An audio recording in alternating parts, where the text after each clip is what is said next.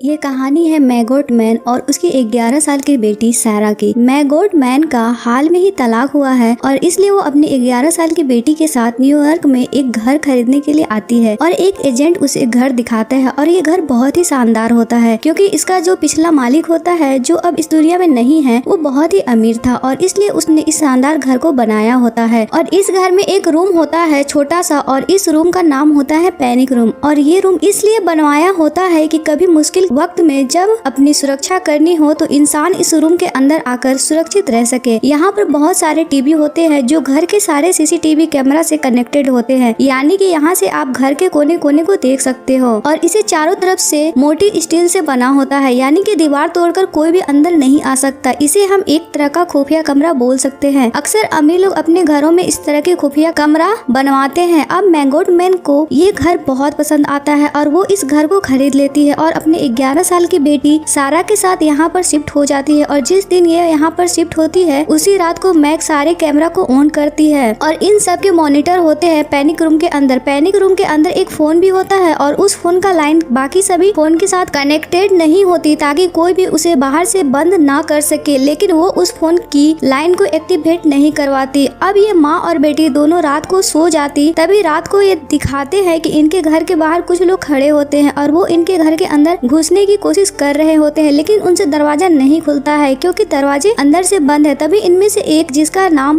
बर्मन होता है वो छत के रास्ते से घर के अंदर दाखिल हो जाता है और वो देखते हैं कि टॉप फ्लोर पे यानी कि 4th फ्लोर पे एक बच्ची सोई होती है जो कि सारा होती है और उसके नीचे वाले 3rd फ्लोर पे उसकी मॉम वो नीचे आता है और अंदर से दरवाजा खोलता है और अपने दोनों साथियों को अंदर बुला लेता है। दरअसल ये 3 लोग होते हैं और इनके हिसाब से घर पर कोई नहीं होना चाहिए था और अब घर पर एक माँ और बेटी है। इसलिए बर्मन बोलता है कि मैं अब यहाँ पर चोरी नहीं करूँगा, मैं यहाँ से जा रहा हूँ। लेकिन बर्मन के जो 2 साथी होते हैं उनमें से एक का नाम जूनियर होता है जो कि इस घर के पुराने मालिक का जो अब इस दुनिया में नहीं रहा उनका ग्रैंडसन है, और दूसरा जिसका नाम रावल है वो भी हिटमैन है। हिटमैन उसे कहते हैं जो पैसों के लिए लोगों की जान लेता है और इसे रावल ने हायर किया। अब जब बर्मन वापस जा रहा होता है तो जूनियर से बोलता है कि इस घर में $3 मिलियन है और वो पैसे मुझे चाहिए, क्या तुम्हें नहीं चाहिए? दरअसल बर्मन को भी पैसों की जरूरत होती है और वो उसके कहने पर रुक जाता है। जूनियर बोलता है कि माँ और बेटी को हम संभाल लेंगे। इसी बीच मैग की नींद खुल जाती है और वो वॉशरूम जाती है। वॉशरूम जाने से पहले वो पैनिक रूम की लाइट जलाती है और जब वो वॉशरूम से आने के बाद वो देखती है कि पैनिक रूम की लाइट जल रही है जो उसे डिस्टर्ब कर रही होती है और वो उठकर उस लाइट को बंद कर देती है। और तभी उसकी नजर मॉनिटर पे पड़ती है जो सीसीटीवी कैमरे के मॉनिटर्स होती है और वो देखती है कि उसके घर में 3 आदमी हैं और वो समझ जाती है कि उसके घर में घुस चुके हैं। वो भागते हुए अपनी बेटी के पास आती है और एक चोर को पता चल जाता है कि वो भाग रही है। ये उसका पीछा करता है और वो जल्दी से अपनी बेटी के कमरे में जाती है, अपनी बेटी सारा को उठाती है और लिफ्ट के अंदर चली जाती है। और जब लिफ्ट नीचे आती है तो वो सब के सब नीचे आ जाते हैं, लेकिन इससे पहले कि लिफ्ट नीचे रुकती ये लिफ्ट रोक कर ऊपर 3rd फ्लोर पर ले जाती है और वहाँ पर जो पैनिक रूम होता है मैग अपनी बेटी के साथ उस रूम के अंदर चली जाती है और उसे अंदर से बंद कर देती है। और अब ये दोनों के दोनों अंदर है और वो तीनों के तीनों बाहर, और जो $3 मिलियन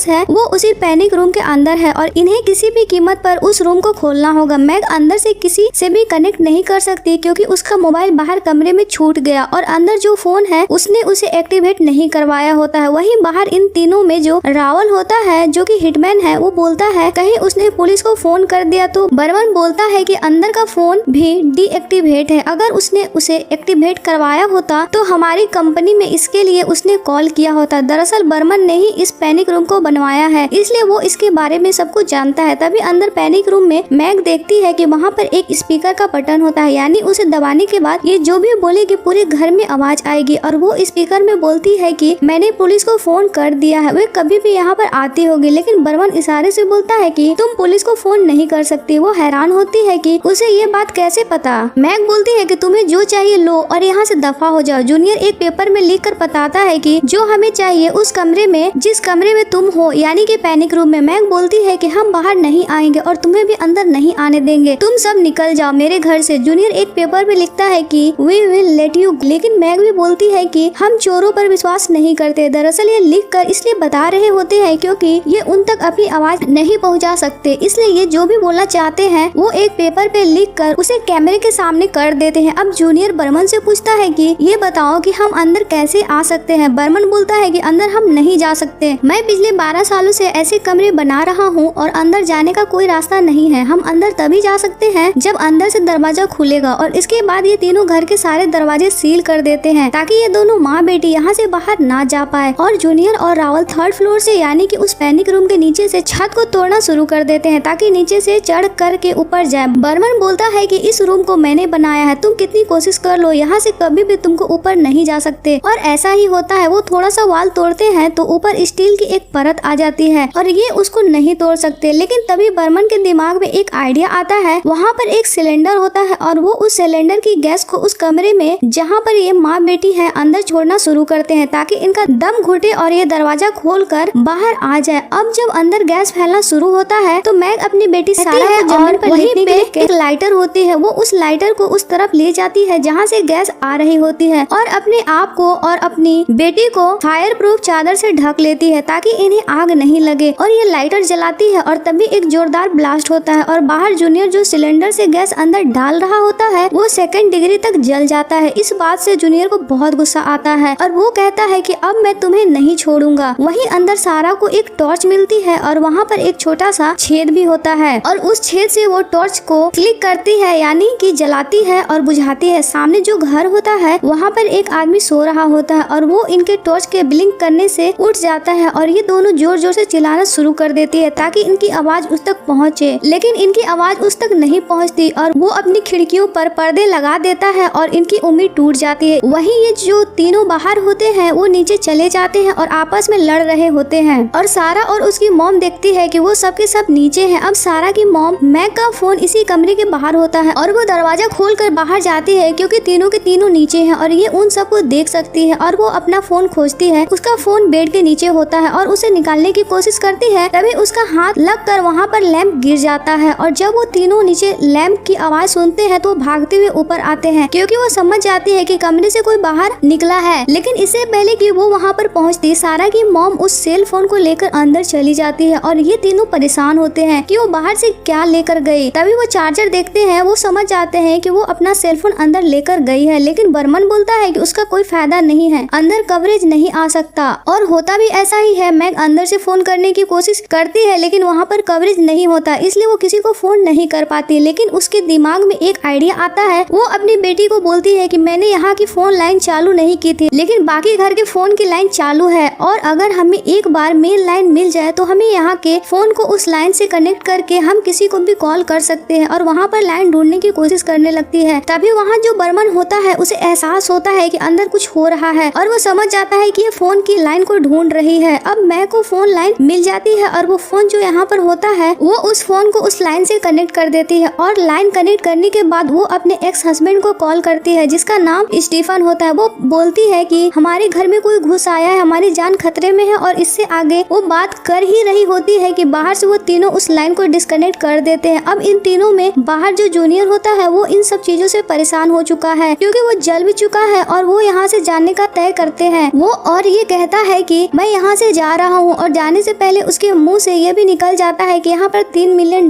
नहीं बल्कि उससे कहीं ज्यादा है। लेकिन इससे पहले कि वो यहाँ से जा पाता रावल उसे गोली मार देता है और जूनियर की मौत हो जाती है। हालांकि बर्मन ये सब नहीं चाहता क्योंकि वो शरीफ इंसान होता है, वो सिर्फ पैसे के लिए ये सब कर रहा होता है, वो एक प्रोफेशनल क्रिमिनल नहीं है। तभी बाहर ये दिखाते हैं कि एक आदमी आता है और ये स्टीफन होता है यानी कि मैग का एक्स हस्बैंड जिसे उसने कॉल किया होता है और रावल उसे अंदर लेकर आता है और उसे बहुत बुरी तरह मारता है। बर्मन उसे रोकने की कोशिश करता है लेकिन रावल उससे भी गन पॉइंट पे ले लेता है क्योंकि ये एक प्रोफेशनल क्रिमिनल है और वो बर्मन को बोलता है कि पता करो कि ये बुढ़ा कौन है। और जब वो उसकी आईडी कार्ड देखता है तो वो समझ जाता है कि मैग का हस्बैंड है और वो उससे पूछता है क्या तुमने पुलिस को कॉल किया। वो कहता है नहीं, मैंने नहीं किया। बर्मन बोलता है कि सच कह रहे हो और रावल मान जाता है कि वो सच कह रहा है। दरअसल बर्मन ने ऐसा इसलिए कहा होता है क्योंकि वो नहीं चाहता था कि वो इसे भी मार दे। रावल बर्मन को गन पॉइंट पर लेकर बोलता है कि मुझे किसी भी तरह अंदर ले चलो। बर्मन बोलता है कि ये नामुमकिन है। वो बोलता है कि मैं 3 तक गिनूंगा और तुमने मुझे कोई आइडिया नहीं दिया तो मैं तुम्हें मार दूंगा। और अपनी जान बचाने के लिए बर्मन बोलता है कि मेरे पास एक आइडिया है और वो स्टीफन की आईडी लेकर कैमरे के सामने जाता है और उन्हें दिखाता है कि तुम्हारा हस्बैंड हमारे कब्जे में है। और कैमरे के सामने रावल स्टीफन को बहुत बुरी तरह मारता है और अंदर से मैग और उसकी बेटी ये सब कुछ देख रही होती है लेकिन वो कुछ भी नहीं कर सकती है। अब यहाँ पर सारा की तबीयत भी खराब होना शुरू हो जाता है क्योंकि वो डायबिटीज होती है और उसको अगर उसकी दवा नहीं दी तो उसकी जान चली जाएगी। और इस बात से मैग बहुत ज्यादा परेशान हो जाती है। वो अंदर सारा के खाने के लिए कुछ मीठा भी ढूंढने की कोशिश करते हैं लेकिन उसे वहाँ पर कुछ भी नहीं मिलता। वहीं पैनिक रूम के बाहर रावल जब स्टीफन को मार रहा होता है तो बर्मन उसे धक्का देकर गिरा देता है। वो कहते हैं ये मर जाएगा और इसके बाद बर्मन अपनी जैकेट निकालता है और उसे कैमरे के आगे लगा देता है। और अब मैग अंदर से कुछ भी नहीं देख सकती है कि बाहर क्या चल रहा है। तभी वो दूसरी कैमरे में ये देखती है कि बर्मन रावल को घसीटता हुआ सीढ़ियों से नीचे ले जा रहा है जो बेहोश होता है। और वो समझ आती है कि इन दोनों के बीच में फाइट हुई है और जिसकी वजह से रावल बेहोश हो गया है और इसीलिए बर्मन अब उसे नीचे ले जा रहा है। अब किसी भी हालत में मैग को ये दरवाजा खोलना होगा नहीं तो उसकी बेटी की जान चली जाएगी क्योंकि उसकी दवा फ्रिज में है। मैग दरवाजा खोलती है और वो बाहर देखती है कि उसका पति स्टीफन लेटा होता है और वो बेहोश है और वहाँ से उस तरफ जाती है जहाँ पर फ्रिज होता है और वो फ्रिज से अपनी बेटी की दवा निकालती है। वही दूसरी तरफ दिखाते हैं कि पैनिक रूम के बाहर जो आदमी बेहोश होता है वो स्टीफन नहीं बल्कि रावल होता है। दरअसल इन्होंने कपड़े बदल दिए होते हैं ताकि ये मैग को धोखा दे सके और ये अपने मकसद में कामयाब हो जाते हैं। अब रावल उठता है और नीचे से बर्मन भी ऊपर आ जाता है और जिस आदमी को ये नीचे ले गए थे वो स्टीफन होता है। वही मैग भी अब दवा लेकर उस रूम तक पहुंच जाती है जहाँ पर पैनिक रूम है लेकिन वहाँ पर बाहर रावल होता है। वो उसे बोलता है कि तुम मेरे सामने आ जाओ, अब तुम कुछ नहीं कर सकती क्योंकि रावल के पास गन होती है। लेकिन वो किसी भी तरह से पैनिक रूम के अंदर जाकर अपनी बेटी को दवा देना चाहती है और वो उस रूम की तरफ भागती है। और जैसे ही वो गेट के सामने पहुंचती है तो वो देखते हैं कि उसके सामने बर्मन होता है और पीछे से रावल भी जाता है। इसके बाद रावल के और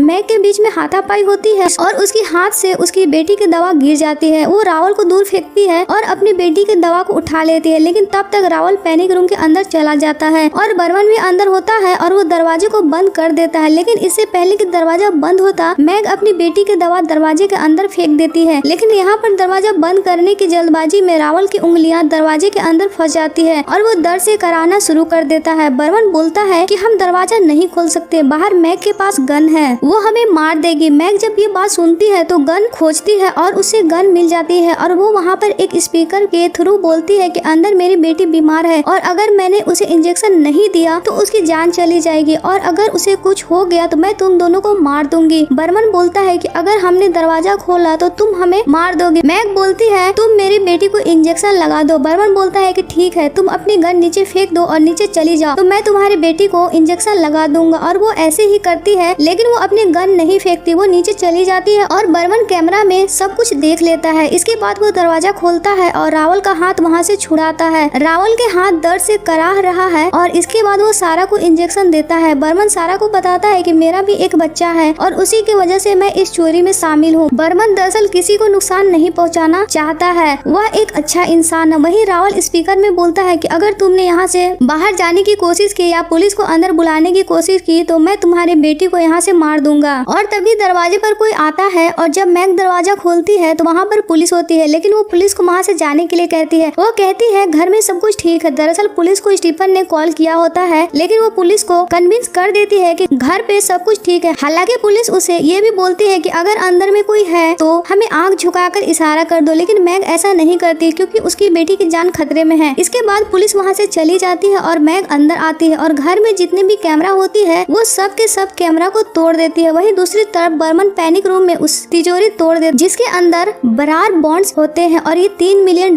के नहीं बल्कि $22 मिलियन के होते हैं और वो सब इस बरार बॉन्ड को लेकर बाहर निकलते हैं। और अब इनकी जान को भी खतरा है क्योंकि इन्हें नहीं पता कि मैग कहाँ पे है, इसलिए सारा को बंदी बनाकर बाहर ले आते हैं। और जब वो नीचे पहुँचते हैं तो वो देखते हैं कि स्टीफन वहाँ पर बैठा होता है और उसके यहाँ पे गन होती है। रावल सारा को लेकर दीवार के पीछे खड़ा हो जाता है और उसके सामने अब बर्मन होता है। सारा बोलती है कि डैडी इन्हें मत मारना। स्टीफन बोलता है कि मेरी बेटी को छोड़ दो। बर्मन अपने साथी रावल को बोलता है कि उसको छोड़ दो और वो उसे लेकर सामने आ जाता है लेकिन वो उसकी बेटी को छोड़ नहीं रहा होता है और वो स्टीफन को बोलता है कि अपनी गन नीचे फेंको। तभी पीछे से मैग आ जाती है और उसके हाथ में एक बहुत बड़ा हथौड़ा होता है और वो उस हथौड़े से रावल को मारती है और वो वहाँ से नीचे वाले फ्लोर से गिर जाता है और बर्मन वहाँ से दरवाजा तोड़कर बाहर निकल जाता है। लेकिन रावल एक बार फिर ऊपर आता है और स्टीफन पे गोली चलाता है लेकिन उसका हाथ टूटा हुआ होता है इसलिए उसका निशाना नहीं लग रहा था और बाहर बर्मन दीवार कूद के जाने वाला होता है कि तभी वो गोलियों की आवाज सुनकर रुक जाता है और जब वो ऊपर आता है तो वो देखता है कि रावल पॉल मैक को मारने वाला होता है, पर इससे पहले कि उसका साथी मैक को मारता, बर्मन उसे गोली मार देता है क्योंकि वो जानता है कि ये अनसीन है। बर्मन कहता है कि अब तुम्हें कोई भी परेशान नहीं करेगा और बर्मन वहाँ से चला जाता है और वो उसी दीवार को पार करने वाला होता है जहाँ पर वो थोड़ी देर पहले खड़ा था, लेकिन तभी वहाँ पर पुलिस आ जाती है। पुलिस बोलती है कि जहाँ पर हो वहीं पर खड़े हो और अपने हाथों को ऊपर करो। वो अपने हाथ ऊपर करता है और उसके हाथ में बरार बॉन्ड्स होते हैं। पुलिस कहती है कि जो भी तुम्हारे हाथ में है उनको नीचे फेंको और उन पेपर्स को, उन बरार्स बॉन्ड को छोड़ देता है और वो हवा में उड़ जाते हैं। और इस तरह से बर्मन एक अच्छा इंसान था, लेकिन बुरे काम का बुरा ही अंजाम होता है। और अंत में ये दिखाया जाता है कि कुछ दिनों बाद मैग और उसकी बेटी सारा इस सदमे से बाहर आ जाती है और वो पेपर में इसकी एडवर्टाइजमेंट देख रही होती है। दरअसल वो एक बार फिर से नया घर ढूंढ रहे होते हैं। इसी के साथ ये मूवी खत्म हो जाती है। मूवी अच्छी लगी तो लाइक और सब्सक्राइब जरूर करें। मिलते हैं नेक्स्ट मूवी के साथ, तब तक के लिए बाय बाय, टेक केयर।